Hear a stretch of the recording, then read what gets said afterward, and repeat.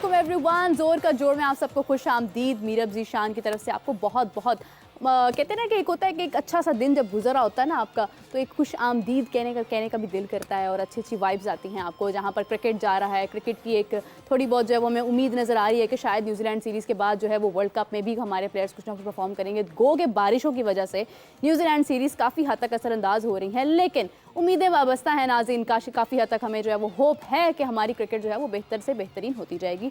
तो नाज़रीन इस हवाले से बात करते हैं, बढ़ते हैं अपने पैनलिस्ट की तरफ। आज मेरे साथ मौजूद हैं उस्मान सलाहुद्दीन, जो कि ख़ुद एक क्रिकेटर हैं और ये ना सिर्फ क्रिकेटर हैं बल्कि बाबर आजम ने इनकी कप्तानी में परफॉर्म किया हुआ है। 10,000 इनके रन्स हैं फर्स्ट क्लास क्रिकेट में। और नाजरीन इसके अलावा आपको पता चलो कि डोमेस्टिक क्रिकेट में इनकी 50+ हाफ सेंचुरीज़ हैं, 28 के करीब सेंचुरीज़ हैं। और ये महान क्रिकेटर आपके सामने मौजूद हैं। अस्सलाम वालेकुम। जी वालेकुम सलाम। नाजरीन दूसरी जानिब किसी इंट्रो की, किसी भी तारुफ की ज़रूरत नहीं है, आप सबकी जान क्रिकेट की शान हाफिज़ इमरान। अस्सलाम वालेकुम। अस्सलाम वालेकुम मीरा, बहुत शुक्रिया आपका। उम्मीद है आप दोनों खैरियत से होंगे। बिल्कुल ठीक है अल्हम्दुलिल्लाह। उस्मान, सबसे पहले मैं आपसे जानना चाहूँगी कि जो आपका एक कहते हैं ना एक लम्हा, एक वक्त गुजरा है क्रिकेट में और आपने एक अच्छी परफॉर्मेंस दी है। एक होता है कि बस ऐसे ही आप बस खेलते जा रहे हैं या आप साइड पे बैठ के खेलता हुआ देख रहे हैं और आपका वक्त गुजर गया। आपने खुद रन्स किए हैं, बाकायदा तौर पर परफॉर्म किया है। आप अभी कैसे देख रहे हैं क्रिकेट को? सबसे पहले तो थैंक यू सो मच, आप लोगों ने मुझे इनवाइट किया। और नो डाउट एक काफ़ी अरसे से मैं क्रिकेट खेल रहा हूँ, अंडर 19 से, फिर डोमेस्टिक में, फिर डिपार्टमेंट की तरफ से भी काफ़ी क्रिकेट खेल लिया। एक समझ लें कि काफ़ी देर से मैं मतलब ग्राउंड में हूँ। और इसमें यह है कि 10,000+ रन्स भी अल्हम्दुलिल्लाह मेरे हो चुके हैं और 28 सेंचुरीज़ हैं और मतलब काफ़ी अच्छा मेरा रिकॉर्ड है। और मुझे होता है कि मैंने बस अपनी परफॉर्मेंस जो है ना वो इसी तरह ही जो है वो रखनी है और अपना जो हार्ड वर्क है वो करते रहना है। अनफॉर्चुनेटली उस तरह से मौके नहीं मिल सके टीम में। एक टेस्ट मैच खेला था 2018 में पाकिस्तान के लिए। उसके बाद से जो है वो स्टिल परफॉर्मेंस कर रहा हूँ डोमेस्टिक में और वेट कर रहा हूँ चांस का जैसे मिले और फिर पाकिस्तान के लिए खेलने का मौका मिले। और जैसे बाबर आजम की आपने बात की, बिल्कुल स्टेट बैंक की तरफ से मैं कैप्टन था और 2015 का आई थिंक ये सीज़न था जिसमें बाबर हमारे लिए खेले थे। और एक मैच था हमारा, फाइनल मैच था जिसमें बाबर ने 250 रन्स किए थे। उसके बाद से ही बाबर को चांस मिले और माशाल्लाह तो नो डाउट वो वर्ल्ड क्लास प्लेयर है।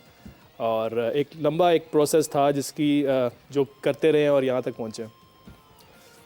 बिल्कुल सही, बिल्कुल सही। हाफिज़ साहब, जैसे उन्होंने बताया कि इनका एक बाबर आजम के साथ जो, क्योंकि इनकी गुड लक बाबर आजम के साथ लगी है, मगर बाबर आजम की गुड लक अभी तक इनके साथ उस तरह से नहीं गई है कि ये बाबर आजम से भी ज़्यादा अच्छा परफॉर्म कर सकते हैं। इतने रन्स बनाना यकीनन कोई आसान बात नहीं। और ख़ासतौर पर जहाँ पर हम अपने प्लेयर्स को देख रहे हैं कि वो दिन ब दिन जो है वो किस तरह से किसी ना किसी कमी का शिकार नज़र आ रहे हैं। अभी बिल्कुल देखा जाए तो मोहम्मद आमिर की अगर बात की जाए तो वो 4 साल बाद वापस हमें नज़र आ रहे हैं पाकिस्तान की जानिब से खेलते हुए और उनको भी कहीं ना कहीं तनकीद का निशाना बनाया जा रहा है। क्या कहेंगे इस हवाले से? देखिए, तनकीद तो होती है और तनकीद को आपको हमेशा वेलकम करना चाहिए। ऐसा नहीं है, जो लोग आप पर बात कर रहे होते हैं समझ आ जाती होती है लोगों को कि कहाँ से कोई गुफ्तगू हो रही है और उसकी वजह क्या है।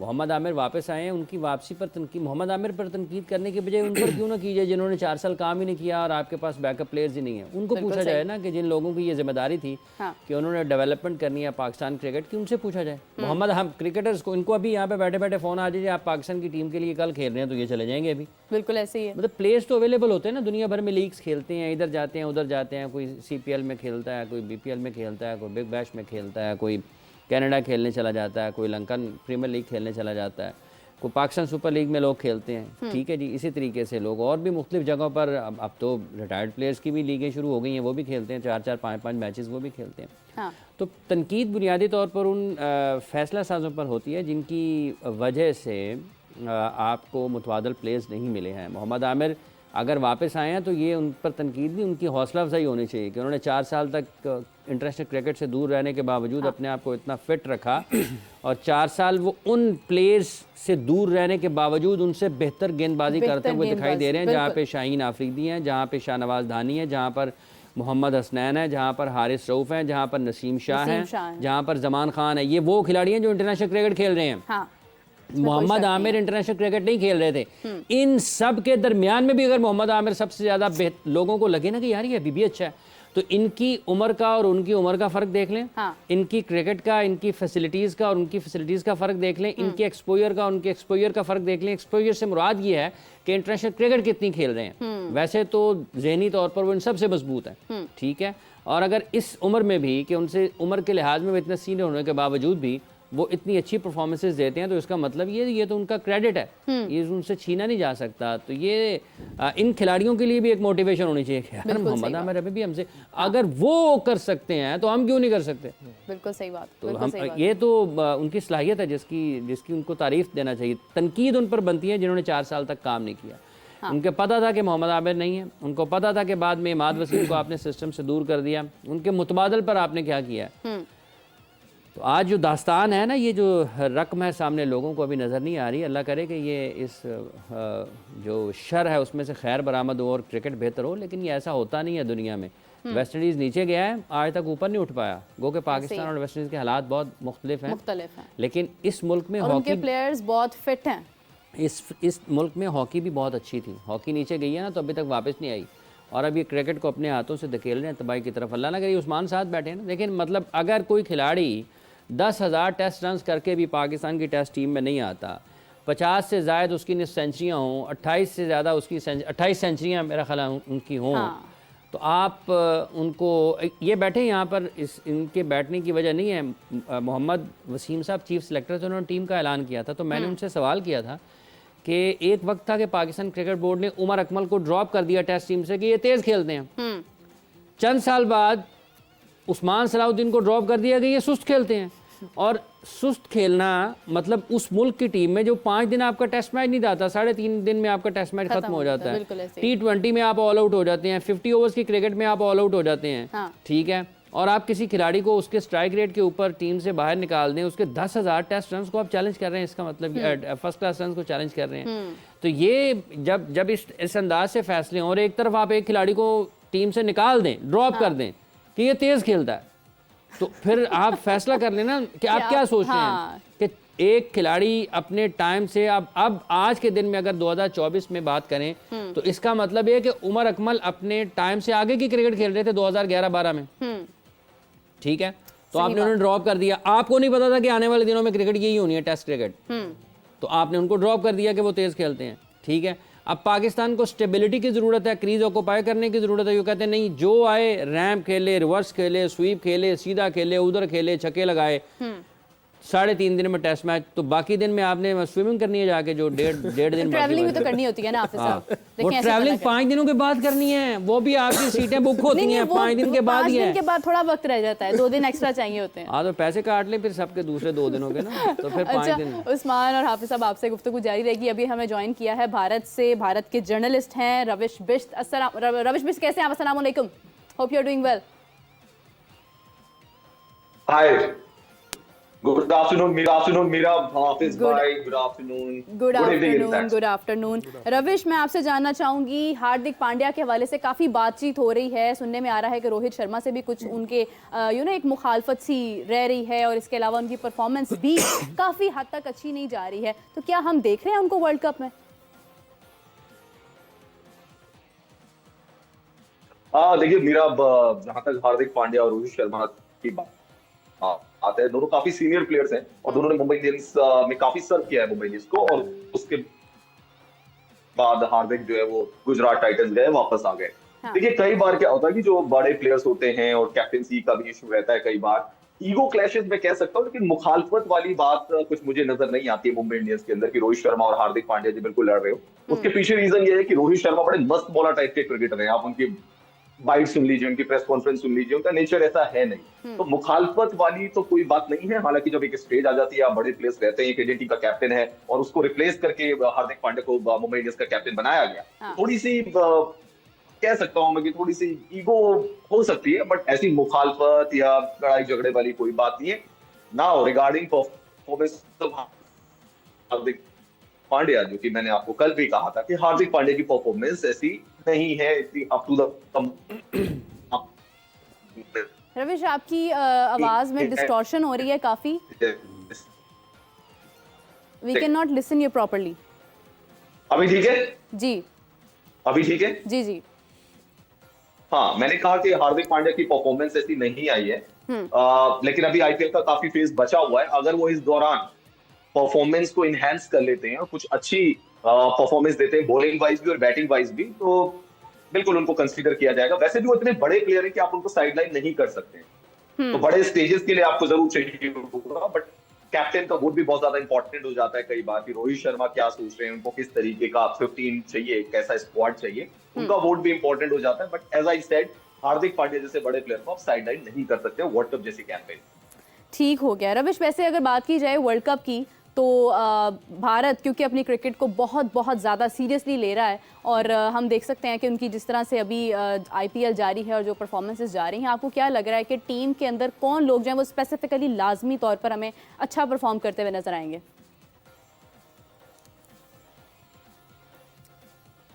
देखिए मीरा, वैसे हर कंट्री की बात की जाए, सारी कंट्री अपनी क्रिकेट को सीरियसली लेती है। It's not about India, Pakistan भी ऑब्वियसली क्रिकेट को सीरियसली लेते ही है, न्यूजीलैंड हो, ऑस्ट्रेलिया हो, सभी सीरियसली लेते हैं, उसमें कोई इशू नहीं है। वो कई बार ऐसी चीज होती है कि आपकी टीम की परफॉर्मेंस नहीं आ रही है। देखिए क्रिटिक्स ने क्रिटिसिज्म करना ही है, ऐसा नहीं हो सकता कि रवीश बिश्ट ने जो टीम सोची हुई है वही टीम बीसीसीआई के सेलेक्टर्स भी चुने, या मीराब जीशान ने जो टीम सेलेक्ट की हुई है, या हाफिज इमरान ने जो टीम सेलेक्ट की है वही पाकिस्तान की चीफ सेलेक्टर उस टीम को सेलेक्ट करें। There may be ups and down हो सकते हैं, तो कई बार हमें उनको बैक करना पड़ेगा रिगार्डिंग इंडिया परफॉर्मेंस और इंडिया की जो टीम सिलेक्शन होगी।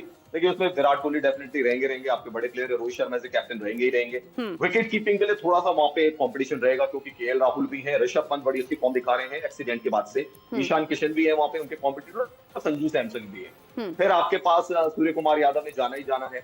बॉलिंग वाइज स्पिनर आप 3 ही लेकर जाएंगे, क्योंकि यूएस में एंड वेस्ट इंडीज में आप ज्यादा स्पिनर्स लेकर नहीं जाएंगे, तो कुलदीप यादव उसमें होंगे, रविंद्र जडेजा उसमें होंगे, और रवि बिश्नोई और अक्षर पटेल इनके बीच में टाई अप होगा, और हो सकता है युजवेंद्र चहल भी जो है वहां पे जगह बनाए। बाकी पेस बॉलिंग की बात करें तो उसमें जसप्रीत बुमराह वहां पे रहेंगे, अर्शदीप सिंह वहां पे रहेंगे। तो ये कुछ स्क्वाड है जो बनेगा, बट आईपीएल की परफॉर्मेंस बहुत ज्यादा मैटर करेगी कि यहाँ पे कौन से खिलाड़ी अच्छी परफॉर्मेंस लाते हैं और फिर 15 में अपनी जगह बनाते हैं। बिल्कुल सही Ravish, thank you so much for your time. इसी के साथ साथ हमें जुनेद खान साहब ने ज्वाइन किया है जो कि क्रिकेटर हैं और उनसे भी कुछ सवालात का सिलसिला जारी करते हैं। जुनेद साहब कैसे हैं आप? बस अल्लाह का शुक्र है, आप ठीक ठाक हो? मैं बिल्कुल ठीक हूँ। आपसे सबसे पहले मैं न्यूजीलैंड के बारे में जानना चाहूँगी, जिस तरह से बारिशें हो रही हैं क्या होगा, किस तरह से हम लोग इसको मैनेज करेंगे?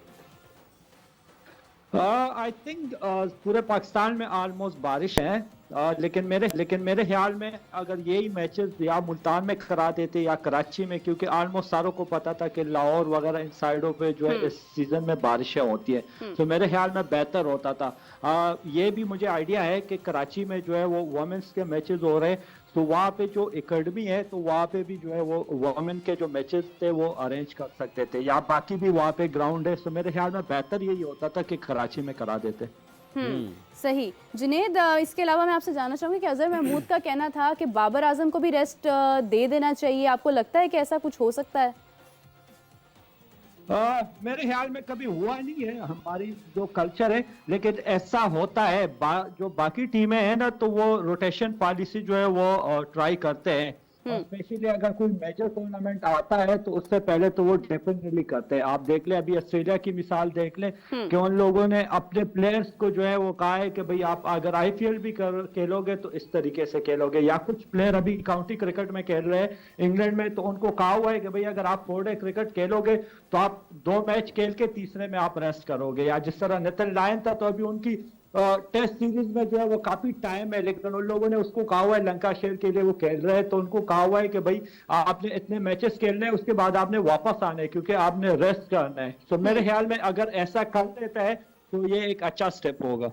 बिल्कुल सही। हाफिज साहब मुझे लगता है कुछ पूछना चाह रहे हैं। जुनेद, ये जो रोटेशन पॉलिसी है, जैसे हमने ये सुना कि शाहीन को आराम हो सकता है कि 2 मैचेस में वो करें, और दूसरा पाकिस्तान की जो पेस बैटरी है, अभी आप पाकिस्तान के अंडर-19 टीम के साथ भी रहे, दूसरी तरफ अगर हम इंडिया को देखते हैं तो वहाँ पर पहले उमरान मलिक आए जो कि बड़े जेन्युइन पेस के साथ थे, फिर मयांक यादव इस मरतबा आए, तो आप ये मुवाजना किस तरह से देखते हैं? पाकिस्तान में अब 140 के गिर्द गिर्द ही फास्ट बॉलर ज़्यादा नज़र आते हैं, हम एक्सप्रेस पेस हमें नज़र नहीं आ रही, और दूसरा ये जो रोटेशन पॉलिसी है, आपकी इस हवाले से क्या राय है? पहले तो ये कि जो रोटेशन पॉलिसी अभी अंडर 19 में मैं कोच कर रहा था ना, तो आप लोगों ने देखा होगा कि हमने जितने भी प्लेयर थे सारों को जो है वो मैचेस खिलाए। सो मेरे ख्याल में अगर आप लेवल से ये रुझान ले आए ना, तो ऊपर लेवल पे जो है अगर आप किसी प्लेयर को ड्रॉप नहीं, अगर रेस्ट करते हो तो वो बुरा फील करता। दूसरा ये कि हमारा कल्चर ये है कि अगर कोई सीनियर को आप रेस्ट दें और उसकी जगह कोई जूनियर खेलता है ना, अगर वो 4-5 आउट करते हैं और उसको अगले मैच में रेस्ट दे देते हैं ना, तो हम सारे कहते हैं यार उसने तो 5 आउट किया, तो उसको क्यों ड्रॉप किया। तो हमारे यहाँ जो है वो कोई भी प्लेयर जो है वो सिक्योर नहीं है। तो इसलिए जो सीनियर है वो अपने आप को अनसिक्योर जो है वो फील करते हैं, तो इसलिए जब उसको रेस्ट दिया जाता है तो वो कहते हैं कि यार अब अगर मेरी जगह जो आया है और उसने परफॉर्म किया है। हमारी कल्चर ऐसा है कि हम जो पास में 8-10 साल किसी ने परफॉर्म किए और अगर कोई लड़का आ जाता है और वो 1-2 मैच में करते हैं, तो हम वो 8-10 साल वाला काम जो है वो भूल जाते हैं। जिस तरह हाफिज जी ने शाहीन की बात की है ना, तो शाहीन को रेस्ट देना कोई बुरी बात नहीं है, लेकिन एक तो हमारे मीडिया में जो है वो पहले से शुरू हो गया कि भाई शाहीन पहले 2 मैच नहीं खेलेगा, ये होगा वो होगा।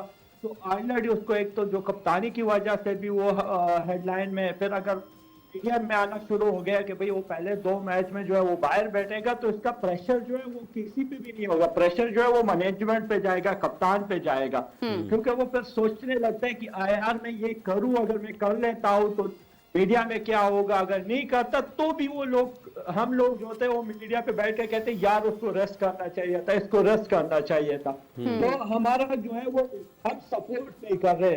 जो इवन जितने भी प्लेयर है, मैं अगर आपको कहूँ ना कि जितने भी हमारे एक क्रिकेटर है ना, वो अपनी रोजी रोटी का वो चक्कर है या टीवी पे आने का शौक है, तो अगर कोई अच्छा काम करे तो उसको उल्टा जवाब देता है, अगर कोई उल्टा करे तो उसका अच्छा जवाब देते हैं। तो हमारे यहाँ कल्चर जो है वो सही नहीं हो रहा। तो हमें पहले जो हमारे सीनियर है ना उनको बैक करना चाहिए, अपने टीम को, अपने प्लेयर को। और ये जो एक्सप्रेस पेस है, आपको लगता है कि जैसे उमरान मलिक आए, मयांक यादव आए, पाकिस्तान में कुछ ना कहीं कुछ इस हवाले से भी मुश्किलात हैं कि हमें वो जेन्युइन पेस नहीं मिल रही है तसलसल के साथ? हाफिज जी, आप देख लेना कि जितने भी वर्ल्ड क्लास के बॉलर बने हैं ना, तो उसमें कोई भी 150 वाला नहीं था। एंडरसन 130 में करते, शॉन पॉलक 130, 135, शमिंदाबाद 130, 135, फिर जितना मेगरा को देख ले 135, 140 था। मेरे ख्याल में पेस से ज्यादा अगर आपके पास स्विंग हो और लाइन लेंथ हो तो आप बड़े बॉलर बन सकते हो। आप उमरान मलिक की आप बात कर रहे हो, उमरान मलिक किधर है? उमरान मलिक 2-3 मैच खेला इंडिया के लिए, उसके बाद आईपीएल में भी उसकी जगह नहीं बनती।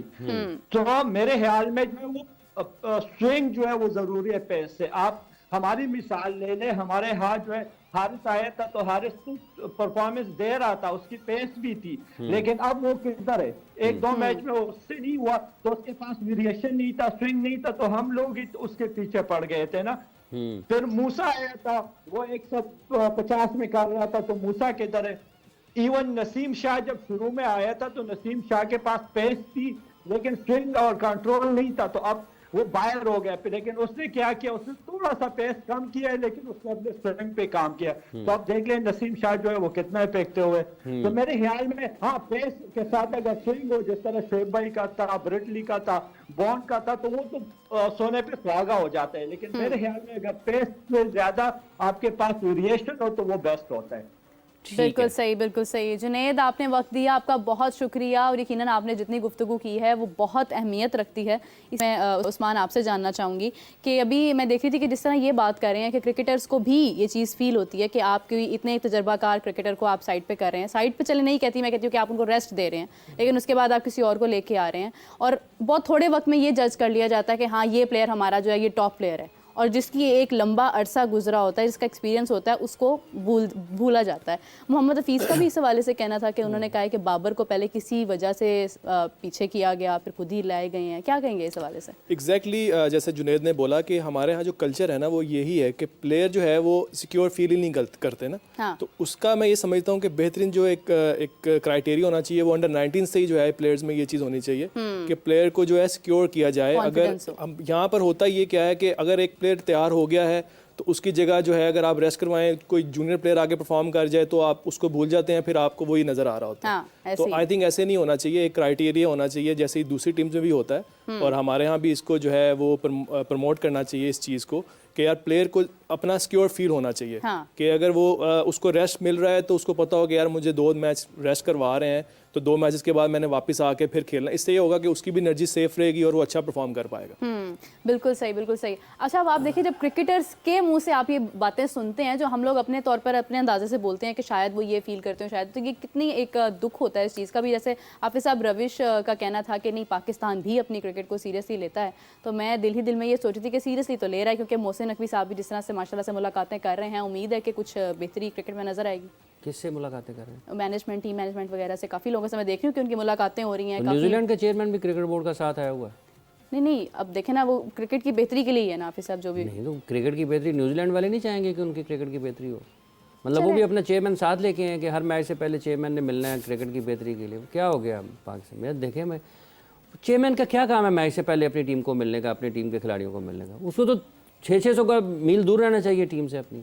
हाफिज साहब, वो बैकअप के लिए, एक सपोर्ट के लिए। बस यही बैकअप है। वो बच्चे हैं, दूध पीते हैं अभी तक, वो उनको वालदा उनकी दूध तैयार करके देती हैं कि आपको दूध की ज़रूरत है, आप पी लें, आपके खाने का टाइम हो गया। किस किस्म की ये मैनेजमेंट है? तो कुछ समझने की बात है ना। मतलब क्या, मुझे उसकी कुछ, आप उसकी कोई एक दलील दे दें कि दुनिया में कहीं ऐसा हो तो चलो छोड़ दें, दुनिया को भी कोई करता है या नहीं करता। मतलब 30-30, 32-32 साल के, 28-28 साल के, 34-34 साल के क्रिकेटर्स हो जाएं आपके, 50-50 साल के उनके कोचेज़ हो जाएं, उनको चेयरमैन के बकअप करने की ज़रूरत है? वो छोड़ें, घर जाके बैठें, फिर जाके अपना कोई और काम करें।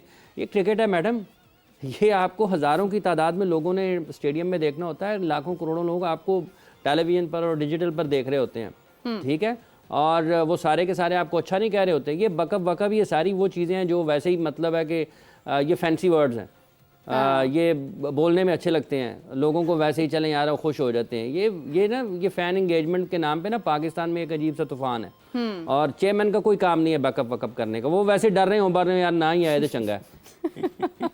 दिल में तो कोई किसी के नहीं ना झांकता, लेकिन प्लेयर्स को तो पता होगा ना। मतलब अजहर महमूद से ज़्यादा बैकअप और बेहतर कर सकते हैं मोहसिन नकवी। क्या बाबर आजम को किसी बैकअप की ज़रूरत है? दुनिया का बेहतरीन बल्लेबाज है। क्या शाहीन अफरीदी को एक ऐसे वक्त में कि जब टूर शुरू होने को है, चेयरमैन के थपकी की ज़रूरत है? कोई ज़रूरत नहीं है। अगर यही बैकअप ज़रूरत है, इसकी ज़रूरत होती है, तो जब आपकी रीजनल क्रिकेट हो रही होती है तो रीजनल प्रेसिडेंट क्यों ट्रैवल नहीं करता फिर अपनी टीम के साथ? वो भी तो उनका चेयरमैन ही होता है ना।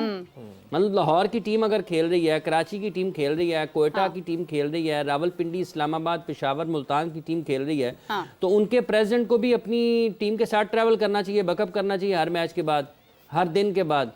ये वो चीज़ें हैं जो सिर्फ आपको तस्वीर बनाने के लिए आप करना पड़ती हैं। मेरा बड़ी दुख होता है ऐसी बातें, क्योंकि ना लोग कहेंगे ज़का साहब से भी खुश नहीं थे, ये सेठी साहब पर भी तनकीद करते हैं, ये मोहसिन नकवी आ गए उनके ऊपर भी तनकीद करते हैं। तो भाई हमारा काम ही ये है, आप कुछ बदल लें, कुछ आप बदल लें ना। मतलब जो वो अच्छा काम करेंगे उसकी ज़रूर पजीराई की जाएगी, हौसला अफजाई की जाएगी। लेकिन ये क्या काम है कि मैच से पहले चेयरमैन को अपनी टीम से मिलने की ज़रूरत है? मतलब क्यों ज़रूरत है ना? बिल्कुल सही। मतलब क्यों ज़रूरत है? वो इतना तो कोई बच्चा इम्तहान देने जाता है ना, तो उसका वालिद उसको नहीं मिलता होगा, वो कहता होगा यार 2-3 घंटे अलहदा रहे, तेरा जरा खुद अपने ज़हन से सोच, पेपर खुद देने हैं ना। तो वो प्लेयर्स के ऊपर एक गैर ज़रूरी तौर पर दबाव आता है। और आप इन हालात में कि जब आपने टीम का बिल्कुल ऊपर नीचे कर दिया, सब कुछ रख दिया और आप उनसे मिल रहे हैं, इससे सिर्फ एक फ़ायदा हो सकता है, वो ये है कि चूंकि वो उनके पास 2-3 जिम्मेदारियां हैं, तो इंटीरियर मिनिस्टर भी हैं मुल्क के, उनका जो मीडिया डिपार्टमेंट है वो एक तस्वीर बनाएगा, वीडियो बनाएगा और जारी कर देगा। पाकिस्तान क्रिकेट बोर्ड अपने डिजिटल पर जारी कर देगा। तो नकवी साहब दोनों जगह पर जो है वो टेलीविज़न पर और आपके डिजिटल प्लेटफॉर्म्स के ऊपर नज़र आ जाएंगे कि वो बाबर आजम से या अजहर महमूद से या मोहम्मद यूसुफ से किसी से भी मिल रहे हैं। इससे ज़्यादा इसका पाकिस्तान की टीम को कोई फ़ायदा नहीं है, इससे ज़्यादा पाकिस्तान की क्रिकेट को इसका कोई फ़ायदा नहीं है। एक ख़बर की हद तक, और एक ख़बर के लिए चलें अगर फ़र्ज़ कर लें मिल भी लिया, तो मुझे और आपको बताने की क्या ज़रूरत थी? जी मिले हैं। तो अब हाफिज साहब देखें ना, वो एक ओहदे पर फाइज है, अब उनका आना जाना भी तो मैटर करता है ना। ओहदे पर फाइज हैं तो इसलिए है कि उन्होंने, मतलब है कि जहाँ भी जाएंगे वो ओहदा साथ लेके जाना है। तो चेयरमैन क्रिकेट बोर्ड है ना, पहली बात यह है कि उनको मिलने की ज़रूरत नहीं। टीम से दूर रहना चाहिए। ज़का अशरफ साहब जब वर्ल्ड कप पाकिस्तान की टीम खेलने के लिए तो इंडिया गई थी पाकिस्तान हार गए तो थे। वहाँ पे गए थे ना, और उन्होंने वहाँ पर टीम से मुलाकात की थी, तो क्या लोगों ने उनको कहा था कि उन्होंने अच्छा किया है? लोगों ने कहा था इनको दूर रहना चाहिए। मुज़नजानी साहब ने तो कहा था इनके जाने की वजह से सितारे ऐसे टकराए हैं कि वो ठीक है, परफॉर्म ही मैं नहीं आपको बताऊं, ये आजकल के चेयरमैन बड़े खुशकिस्मत हैं। क्या है? माशाल्लाह, खुशकिस्मत। ये अगर कोई होते ना 80 की दहाई में, 90 की दहाई में पाकिस्तान क्रिकेट बोर्ड के चेयरमैन, हाँ। वो ड्रेसिंग रूम में ना खिलाड़ी इनको दाखिल होने देते, ऐसा तो नहीं होता, थोड़े को आके मिल लेने। मैं आपको सही बता रहा हूँ, हाय हाफिज साहब, वो 80-90 के दौर का। हाँ अच्छा, बहरहाल ये है वो कि आप उस फायदे की बात दौर कर रहे थे। में, उस दौर में चेयरमैन ग्राउंड में आते ना, खिलाड़ी अगर ग्राउंड में लेटे हुए ना तो वो लेटे लेटे एंड सलाम कर लेते थे, मुंह दूसरी तरफ होता था। ऐसे ही। ये खुशकिस्मत है कि आज के दौर में सोशल ये, मीडिया का दौर है ना। इसलिए ये ऐसे कामों की कोई ज़रूरत नहीं है। ये बिल्कुल एक ख़बर से ज़्यादा इसकी अहमियत नहीं है, और हमने उस खबर की इसलिए उसके ऊपर इतना वक्त दिया है कि इससे गुरेज करना चाहिए, बिल्कुल सही, क्योंकि हमारा काम यही है। काम यही है जी, तज्जिया करना है और बेहतरी की कोशिश जो है वो हमने करते ही रहना है। हाफिज साहब, अभी फ़ायदे की बात आप कर रहे थे, तो काकूल ट्रेनिंग की अगर बात की जाए तो हसन निसार साहब और जनरल तौकीर ज़िया साहब का कहना था कि कोई इतना खास फ़ायदा अब नहीं ये इन दोनों ने कहा है ना, जी अगर मैं कहूँगा तो लोगों ने कहा कि ये जानबूझ के करता है। सुनाएं फिर उन्होंने क्या कहा है। जी, ये प्लीज़ ज़रा प्ले कीजिएगा।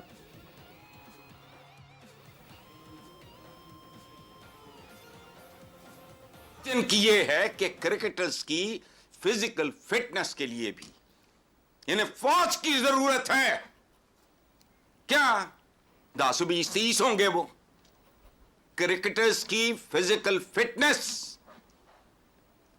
मैं जो कहता हूं ना कि ये अब साहब जो बात करते हैं मुझे वो भी समझ आती है कि सियासतदान को बुरा भला कहना बहुत आसान है। समझौते करके बैठ जाते हैं, कभी चूहों की तरह दम बंद रहे, कभी मुल्क को दौड़ गया, कभी ये वो खड़े होकर स्टैंड लो वंस फॉर ऑल, डंडा बुकाओ। तुम ही हो जो वोट लेके आते हो, मुझे किसी से कोई गिला नहीं इस मुल्क में। जिसको वोट दे के हम भेजते हैं हमारा वो मुजरिम है, या वो हमारा हीरो है या विलेन है, खत्म। ठीक है, वो डॉक्टर है, इंजीनियर है, कोई फौजी है, कोई सिविल ब्यूरोक्रेट है, वो अपनी हिक के जोर पे है। वो चोर है, चकार है, क्या मेरा कोई ताल्लुक नहीं, मेरा क्लेम है तुम पे। हाफिज साहब, तो उस्मान साहब, नहीं तो जनरल तौकीर ज़िया साहब ने क्या कहा? वो जनरल तौकीर ज़िया साहब का भी बयान ज़रा प्लीज़ हमारे व्यूअर्स को लेफ्टिनेंट दिखाएं। General retired Tauqeer Zia, lieutenant general retired Tauqeer Zia, वो कोई आम आदमी नहीं है, पहले लोगों को ये समझ लेना चाहिए। Lieutenant general retired Tauqeer Zia, उन्होंने क्या कहा है? ट्रेनिंग करवा ली। हाँ जी, यार काकूल में फौजी जो है ना वो 2 साल की 2.5 साल की ट्रेनिंग करता है। 10 साल के अंदर वो फिटनेस नहीं होती आपकी। वो पर्पज़ और होगा कि शायद इनको थोड़ा चलो ऐसे मुकाम पे ले जाओ जहाँ को ठंडा भी है, वो कैडेट्स के साथ इंटरेक्ट हो जाएगा, को फौज का पता लग जाएगा। लेकिन अगर आप ये समझे कि 10 दिन के अंदर आप इनको फिट करके वापस ले आएंगे, I am sorry, you can't do that. ठीक है, ये 10 दिन के अंदर फौज इनको फिट करके क्रिकेट के लिए नहीं ला सकती। क्या बात है, क्या हाँ बात जी। है हाफिज अब साहब। मुझे बताएं, हसन निसार साहब, चूँकि वो तो मुल्क के मारूफ सहाफ़ी और तज्ज़ियाकार हैं, आप उनकी गुफ्तगू को एक तरफ रख दें। ये लेफ्टिनेंट जनरल रिटायर्ड तौकीर से हैं जिनका बड़ा वक्त गुजरा होगा काकुल अकेडमी में। नंबर 1, उनकी सारी ज़िंदगी एक फ़ौजी की हैसियत से है। ठीक है, वो लेफ्टिनेंट जनरल के ओहदे से रिटायर्ड हुए, पाकिस्तान क्रिकेट बोर्ड के चेयरमैन थे। ठीक है, भी रहे। वो ये कह रहे हैं कि इसका कोई फ़ायदा नहीं है। अब इसका जवाब मोहसिन नकवी साहब को देना चाहिए कि ये 10 दिन का जो टूर्नामेंट, ये जो इन्होंने काकुल कैंप अरेंज किया, वो क्यों किया, उसकी क्या ज़रूरत थी, उसकी क्या वजह थी।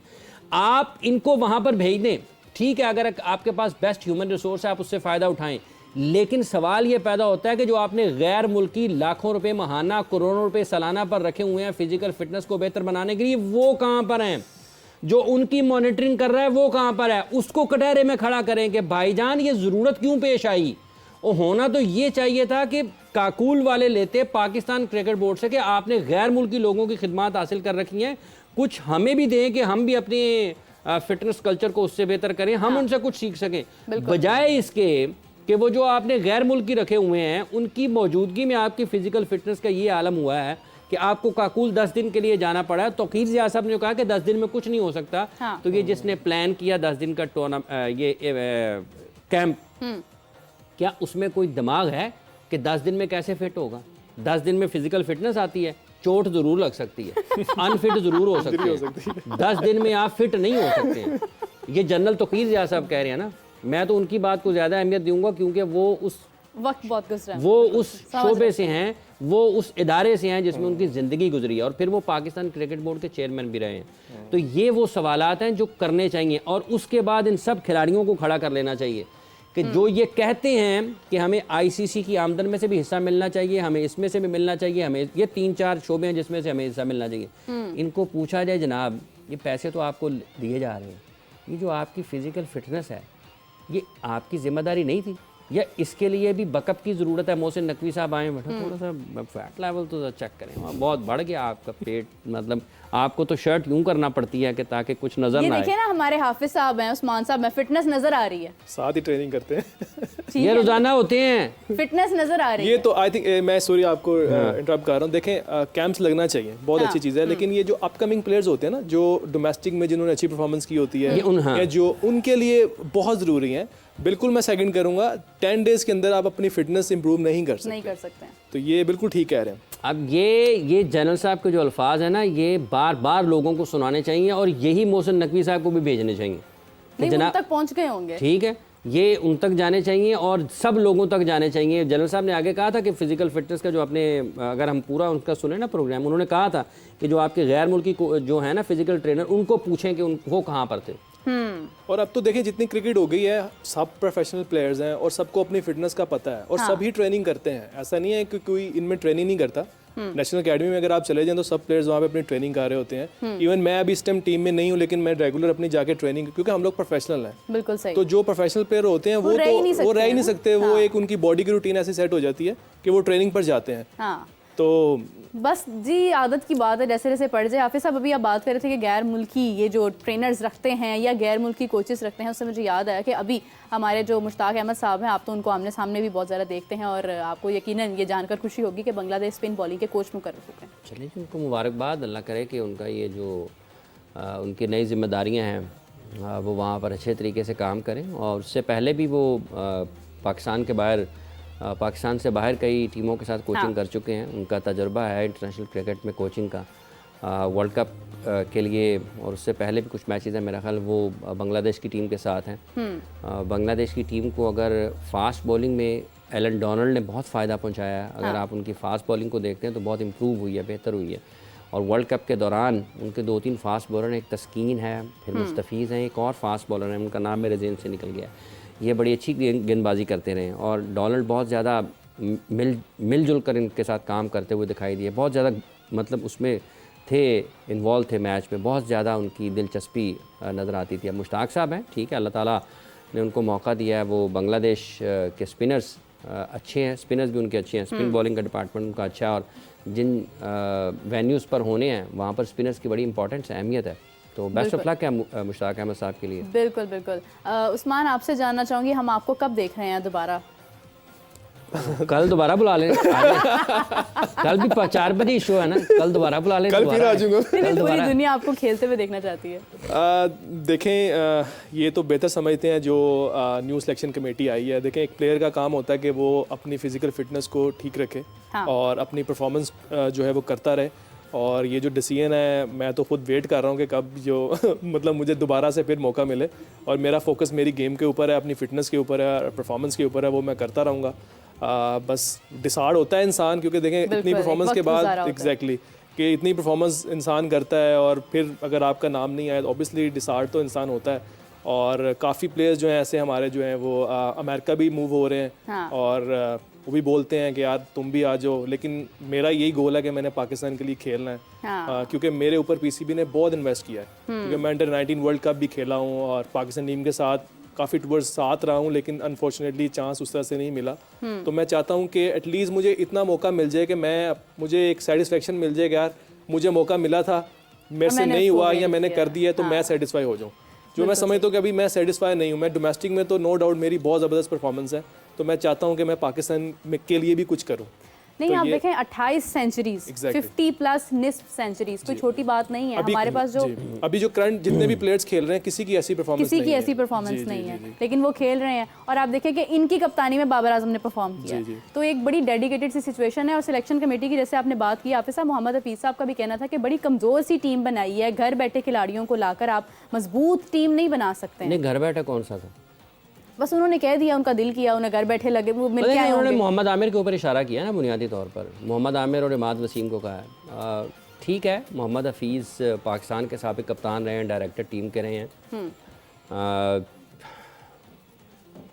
अब ये नामुनासिब है वैसे कि इस तरह से उस सिलेक्शन को आप देखें कि कितनी तब्दीलियाँ हुई होंगी जो उन्होंने सेलेक्ट की थी टीम, और गैर ज़रूरी तब्दीलियाँ भी हुई हैं। न्यूजीलैंड के लिए। हाँ। लेकिन उन्होंने अपने ख्यालात का इजहार किया, उनका अपना ओपिनियन है मोहम्मद आमिर के बारे में या इमाद के बारे में। लेकिन अगर आप कारकर्दगी को देखते हैं तो उन्होंने अच्छे खेल का मुजाहरा किया है। हाँ, मोहम्मद आमिर ने भी, इमाद वसीम ने भी। बिल्कुल। और सिलेक्शन कभी भी पाकिस्तान में उतनी ज़्यादा आसान नहीं रही है, ये हमेशा से इस पर सवालिया निशान इशू रहा रहता है, है। बिल्कुल। वो कि 13-14 खिलाड़ी बिल्कुल लोगों को पता होते हैं कि ये होंगे, और 14-15 ही 1-2 खिलाड़ी हैं जिनके ऊपर ज़्यादा बहस मुबाहिसा होता है। मोहम्मद हफीज़ के अपने ख्यालात हैं, लेकिन आज़म खान को उन्होंने मुंतखब किया था, और आज़म खान इस वक्त भी टीम का हिस्सा है। मेरा ख्याल हसीबुल्ला और साहिबजादा फरहान ऐसे खिलाड़ी हैं जो कि जब पाकिस्तान की टीम न्यूजीलैंड में खेल रही थी T20 मैचेस तो वो थे, लेकिन इस मरतबा नहीं है। हाँ। बाकी हारिस अनफिट हो गए, जिसकी वजह से वो सिलेक्ट नहीं हो पाए हैं। और बाकी तो तकरीबन सारे वही सारे खिलाड़ी वही हैं हैं। जो सारे वही जो खिलाड़ी हैं। जो और इन्होंने मुंतखब किया था। वो घर बैठे जो, अगर उन्होंने कहा, मैंने सुना नहीं है वैसे, हाँ। मैं अगर सुन लूँगा उसको, उनका एक इंटरव्यू हुआ ज़रूर है। हाँ। तो अगर उन्होंने ये कहा है घर बैठे हुए खिलाड़ी, तो वो ठीक है इस लिहाज से कि मोहम्मद आमिर जो हैं वो काफ़ी बरसों से इंटरनेशनल क्रिकेट नहीं खेल रहे हैं, तो इसलिए उन्होंने कहा। और वो उनके हवाले से उनका मौक़िफ़ ज़रा निस्बतन और है, जो कि और बास लोगों का ठीक है, नहीं है। राय की आज़ादी सबको है, मगर फिर भी मैं ये समझती हूँ हाफिज साहब कि हमारी लेकिन एक टीम आज़ादी में इजहारे की राय ना उनके गले भी पड़ी है मोहम्मद आमिर के। पाकिस्तान क्रिकेट बोर्ड ने उन्हें तनबीह भी की है, और बाज़ औक़ात ये भी उसमें लगा कि शायद कहीं मोहम्मद आमिर और पाकिस्तान क्रिकेट बोर्ड आमने सामने तो नहीं आ गए हैं। कोई एक ऐसी कंपनी के साथ उनका मुआहदा था मोहम्मद आमिर का, जो कि पाकिस्तान क्रिकेट उसको इजाज़त नहीं देती है तशहीर की। और उन्होंने कुछ, मेरा ख़्याल है काफ़ी लाख रुपए थे, मतलब 100 लाख से ज़्यादा, 125 लाख या 150 लाख होंगे, जिसका मुआहदा था उनका मोहम्मद आमिर के साथ। साल भर का शायद, और कोई दर्जनों पोस्ट उन्होंने करना थी, कुछ जो बताया जा रहा है ये कि मोहम्मद आमिर करेंगे। तो जब वो टीम में आए तो फिर उस कंपनी को लगा कि शायद अब चूंकि टीम में है तो उनकी रीच ज़्यादा है। हाँ। उनकी जो रीच ज़्यादा हो सकती है। हाँ। कीवर्ड्स आ गए ना, कीवर्ड्स आ गए डिजिटल की ज़ुबान में। तो उन्होंने उनको पोस्ट किया उनकी पुरानी एक शूट, और उस पर पाकिस्तान क्रिकेट बोर्ड ने ख्याल एक्शन किया और उनकी वो पोस्ट हटाई है। कहा गया उनको, और मोहम्मद आमिर को भी कहा गया है। लेकिन अब उनके ख्याल में यह कि शायद जब मोहम्मद आमिर पाकिस्तान क्रिकेट के लिए अवेलेबल नहीं खेल रहे थे, तो वो उस वक्त का मुआहदा है।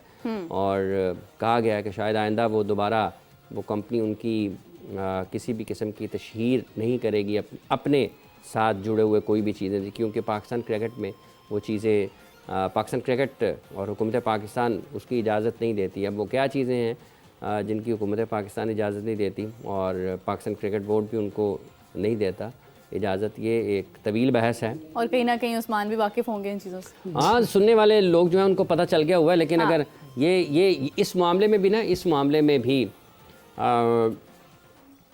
मीठा मीठा हप हप वाला मामला है। लोग उसको कुछ किसी और अंदाज से देखते हैं, लेकिन जो था उनका आमिर का मुआहदा, वो उस वक्त था जब वो पाकिस्तान क्रिकेट के लिए नहीं खेल रहे थे। और अब मेरा ख्याल है जब तक वो टीम के साथ होंगे तो वो दोबारा, मेरा ख्याल है। वो एक और भी मसला है ना कि साथ होने के बाद भी आपको यकीन नहीं होता ना कि आप बाकी साथ हैं।